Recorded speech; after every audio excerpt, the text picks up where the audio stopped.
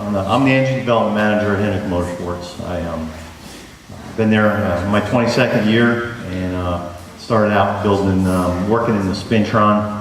Bob Fox built the first Spintron to test his push rods, and Randy Dorton hired me to run that machine, and we started trying to understand the Winston Cup valve train as a package, and at the time we used to break a lot of parts and have a lot of wear and a lot of failures, and it was so my career in life has been around trying to figure out how to fix those issues. I was fortunate enough to study under Harvey Crane when he was alive. He taught me how to design, measure, and understand camshafts. He helped me, gave me a lot of insight. And then, I'm an engine builder I'm a tool and die maker by trade, got into the engine business. And so combining that with some college, started putting together the understanding of how camshaft, how it made a difference. And so looking at the duration of a cam, right? So when you're buying a cam, you're going to look on the box and you're going to compare one cam to the next, and you may look at that 50 number or you may look at that 20 number. So you're saying, well, I want to get a different cam. There's more than just that one number in the cam you're going to buy. And so when you're looking at like how aggressive the cam is, you may look at these, how fast from 20 to 50. I'm going to touch on that later. Also 10 or 6 to 50. How many degrees does it take to go from here to here? That dictates how aggressive that cam is. And then another thing you'll look at is, I like to look at the duration at 200. Now, of course, if you're running a pro stock and you got, 500 or 600 thousandths of lift, you may want to do some comparisons at higher than 200. But that kind of gives you an idea of how much area that cam has. And all of these things, there's no free lunch in camshafts. If it's more aggressive, it's going to tear your stuff up. So be mindful. If some is good, more isn't better. That doesn't apply here. So here's where I wanted to get to, and the way I look at a cam when I'm looking at either buying or when I'm designing a cam. What is the engine doing? What's happening in the engine? So there's basically four cycles of the engine, and then there's a corresponding events that the cam basically lets the air in, lets the air out. So I'm going to go through each one of those. So the power stroke begins when the piston's at top dead center. It's on its way down, and it's being forced by the expansion reaction of the fuel and the spark. Okay. The exhaust valve opens, and I do this a lot. I use my fist to describe where the piston is at. So the exhaust valve opens at 57 degrees before bottom dead center. So think about it. You're creating this energy with the fuel, and you're driving this piston down. And before the piston gets to the bottom, it's only about 2/3 of the way down, depending on your cam, right? It all changes a little bit, but generally, the exhaust valve opens. So all that work, all that energy that's pushing out the piston is now going out the pipe. And that's the inherent inefficiency of a spark ignition engine. But it has to be done to get the next cycle going. The reason that the valve is open so early is to allow ample time for the expanding gas to get out of the cylinder. So it's still expanding. I mean, everyone watches Top Fuel and Funny Car, and the flames are shooting out. They have to open the valve so much earlier to get all of that work out, and it's still expanding and firing, if you would, as it's going out the pipe. And I look at the exhaust valve opening is the second most important event of the four events, because it's when you stop work on the piston and you start pushing out the exhaust. The later you open the exhaust, the more work is placed on the piston and will result in a low-speed performance gain. Now, I'm going to tie this in later when I'm talking about each event and how I look at them. So with With a high-speed engine, there won't be enough time to get all the exhaust out of the cylinder, making the engine work harder to push it out, right? The next stroke is the exhaust stroke. And this is when the piston is now pushing out this ever-expanding reaction. And it's when you talk about pump, this is part of the pumping loss equation. How much work does the engine have to do to push this out, right? So if you think about it, the earlier you're opening it, right, it gets it out. You're getting free horsepower that way, or leaving the valve closed and getting to work on the piston. So depending on what engine speed you're running at and what your requirement is and what that balance is when you want to open that exhaust valve. So the exhaust stroke begins when the piston's at bottom dead center and it's on its way up. 22 degrees before the piston reaches the top, the intake valve opens, right? So you're still pushing junk out the exhaust, and now the intake valve opens. A couple reasons for this. For starters, it helps the valve get going, starting up, because early on, there's not a whole lot of flow at the, coming through the valve. And you cylinder head guys, you work on this, but you're never going to have enough. So as the piston's coming up and rolls over top dead center, the intake valve is opening. The exhaust is still opening. The second reason is there's a vacuum created from the exhaust going out the pipe, the port and pipe, and other cylinders drawing and creating a vacuum. So you're getting a kind of an assistance by having that overlap, right? Okay, we hit, so intake stroke. So we're pistons pulling down. And now the intake valve is continuing to open. The exhaust valve closes. And we're now the piston is sucking in the next charge. Okay? All right, so now we're out to the compression stroke. So this involves what I call the most important event, the intake valve closes. So, all right, so the compression stroke begins when the piston's at bottom dead center and is on its way up. Note that the intake valve closes at 48 degrees after bottom dead center. This is our sample camera up here, right? And you're like, well, think about being the first guy at break of last century to figure out that, hey, I mean, common sense would be the piston's coming up, close the valve, right? And then you're like, well, no, heck, we're going to leave it open because the air that's rushing in is continuing to rush in, even though the piston is on its way up, right? So you're packing the cylinder, known as ram effect, and again, you cylinder head guys are well aware of this phenomenon. So you close the intake valve after the piston's already coming up, which is not intuitive, but it works, right? Kind of insight of like, well, when do I close my intake valve? Right? There's no secret to it. Basically, it's an intuitive thing that you'd have to work on your dyno to find out when does that intake want to close. And so, just some rules of thumb. The lower engine speed, the engine you have, the lower the engine speed, there's more time to fill a cylinder. And closing the intake valve early will increase the dynamic compression, right? So if you're only running at a lower 3,000-4,000 RPM, you can close the intake valve and it'll run good. But when you get up to 6,000 RPM or beyond, right, you'll actually want to leave the valve open a little longer to help fill the cylinder with that ram effect. So you're kind of robbing Peter, paying Paul there to find the best compromise. I think it's always interesting to note that everybody, you talk about spark timing, right?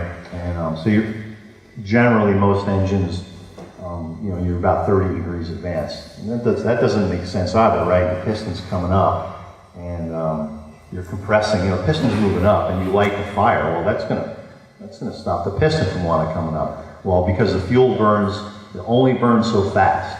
And you have to start that explosion so when the piston turns around, you're getting the most amount of work on the piston, but you're still paying, that goes back onto the pumping loss part of the equation, the piston coming up, but the spark has to happen early to make for the best compromise there. Okay, so this is kind of the meat of how I look at things. So when I first started looking at camshafts, you know, you look in the magazine or you look in the catalog, and it's a 250, 260, you know, ground at 106, and you're supposed to put it in at 104 or whatever. And I'm like, well, what is that? What are we talking about here, you know?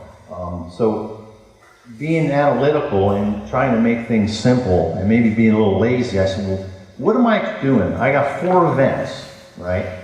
What do I want for my 4 events? Treat them all independently and then order or grind a cam based on what I want. Because if you just, like we started in the beginning, if you just advance the cam, you're moving all the events.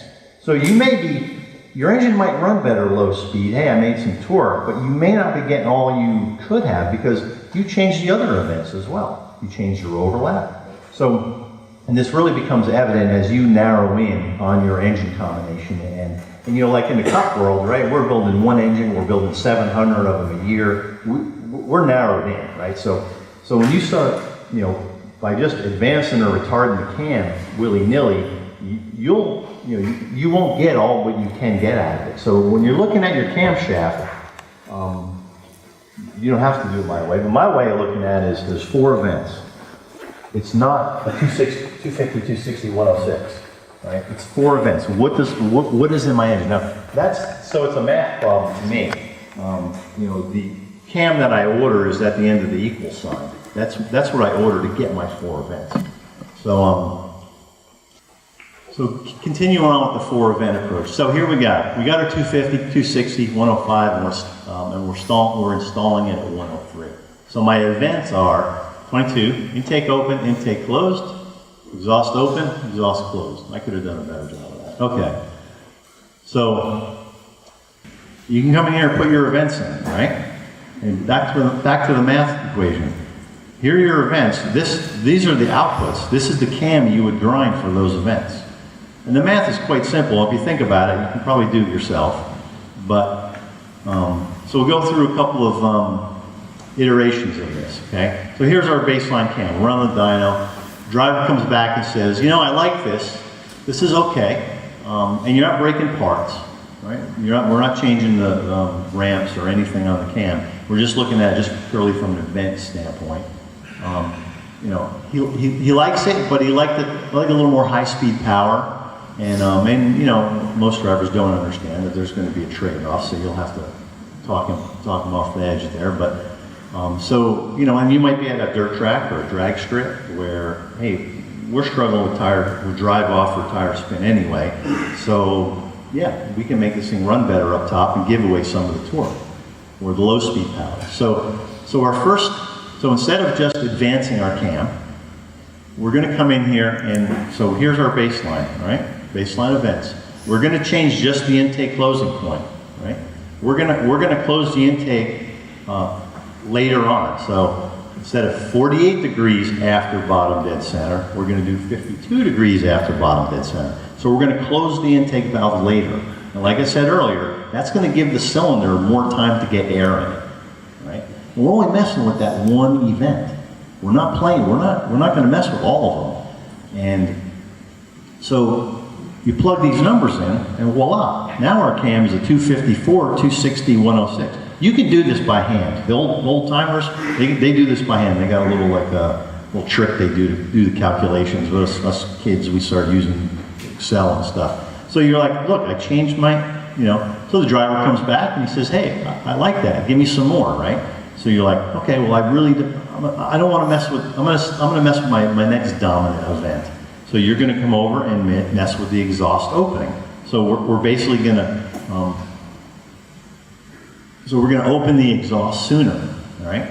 And what this will do, all right, we're trying to make high-speed power, right? We're already struggling to get all the spent gases out. So if we open the exhaust valve a little bit sooner, we will pay less of a pumping loss penalty, the piston trying to push all that ever-expanding reaction out the pipe. So we'll basically be saving horsepower or not losing it or using it to work the exhaust out the pipe, and that'll help you at high speed. Like I said, we're going to be opening it sooner, so we're going to be losing work on the piston, at the lower engine speeds, but we've already agreed that we're going to make a compromise. You know, like I said earlier, there's no free lunch on the camshaft, except for lift. But then you have to make sure that your springs and everything else will take it. So the last example here is just basically like, hey, we like that, so let's do both. And we end up with a 254, 264, 107. We install it in 105, and the exhaust ends up at 109. All right, so now we're going to get into a little bit of what is an aggressive cam, right? I'm going to start off by saying, if it's not a knob. If you have an aggressive cam, or you start pushing things, okay, and that valve starts getting out of control, okay, the spring, it takes more to control. All right, let's say on the Spintron, we take the system up to limit speed, right? And you can hear it; it's rattling like crazy. But you watch the power consumption. You'll lose 30 horsepower. It'll eat 30 horsepower. And this is a cup engine. We're not talking a bunch of spring pressure. We got everything pretty much optimized. It's not like a drag engine. I would say a big drag engine with some big old monster springs and dampers in them. I would say if you bring that thing in, if you get your next hot rod cam and you bring that thing in the limit speed, you're probably eating 50 horsepower. So you can go too far. And maybe it just won't break the valve spring. The valve spring manufacturers have gotten really good over the years. So you might get away with it, but at the same time, it's not making more power. So be mindful of that. Don't think more is better. So again, so how do we know what a camshaft? How do we know it's aggressive? Instead of the guy on the phone telling us it's more. So there's a lot of things that go into it, and a lot of them are things a cam designer does. But you, the engine builder, can look at a few things. A term called major intensity. Is anyone familiar with this? Have you guys when you're looking at stuff? Okay, good. So the major intensity of a camshaft is the duration at 50 minus duration at 20. It's going to give you a number, right? I look at it like a train, right? If you want to take a quick snapshot, how aggressive is my cam? You look at the 20 to 50 number. It's a locomotive going really fast and there's a lot of mass. If it travels through the 20 and 50 at a certain speed, it's not going to be going really fast before or really slow after. So a quick look, and you can do this with your big timing wheel that you're going to get from the CV guy, or the little one, but you'll get more accuracy. And you look at that number. If I was going to say what's a normal number, like 33 degrees is about the amount of time it goes from 20 to 50. Now remember, this is on the opening side and the closing side. And if you guys Google some of this, if you Google major intensity, minor intensity, you'll find some stuff out there. I think there's some in the comp catalog as well. So that is your first indicator. Now, a lot of you drag guys, maybe running 16, 17 rockers, you might have some 29 degree major intensity stuff. And they do publish that in the comp catalogs, and probably a lot of people do have that information. If you're a hydraulic guy, you're going to be looking at this hydraulic intensity between 6 and 50. Much harder to measure with your wheel because you're at a very low, slow part of the ramp. So when you're trying to discern when 6,000th lift is on your dial indicator, it's hard to do.